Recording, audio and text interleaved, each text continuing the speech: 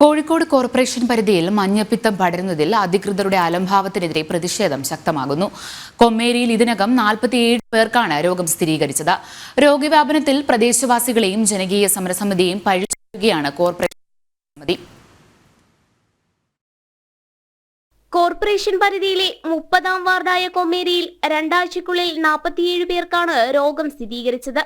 Medical college ആശുപത്രിയിൽ ചികിത്സയിലുള്ള 23-കാരിയുടെ ആരോഗ്യനില ഗുരുതരമായി തുടരുകയാണ്. പ്രാദേശിക കുടിവെള്ള പദ്ധതിയിലെ വെള്ളത്തിൽ നിന്നാണ് രോഗം പടർന്നതെന്ന് സ്ഥിരീകരിച്ചിട്ടുണ്ട്. ജല അതോറിറ്റിയുടെ ലാബിൽ നടത്തിയ പരിശോധനയിൽ ഈക്കോളി ബാക്ടീരിയയുടെ സാന്നിധ്യം കണ്ടെത്തിയിരുന്നു. എന്നാൽ ജലം മലിനമാകാനും രോഗം പടരാനും കാരണം കുടിവെള്ള പദ്ധതിയുടെ നടത്തിപ്പ് ചുമതലയുള്ള ജനകീയ സമിതിയുടെ അനാസ്ഥയെന്നാണ് കോർപ്പറേഷൻ ആരോഗ്യ വിഭാഗം ആരോപിക്കുന്നത്. വാർഡ് കൗൺസിലർ ഉൾപ്പെടുന്ന ജനകീയ സമിതിക്കാണ് നടത്തിപ്പ് ചുമതല.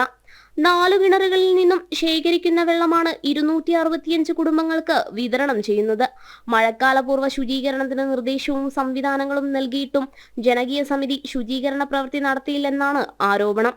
എന്നാൽ പ്രതിഷേധം ശക്തമാകുന്ന സാഹചര്യത്തിൽ മുഖം രക്ഷിക്കാനാണ് കോർപ്പറേഷൻ ശ്രമിക്കുന്നതെന്ന വിമർശനമാണ് ജനകീയ സമിതിയും നാട്ടുകാരും ഉന്നയിക്കുന്നത്.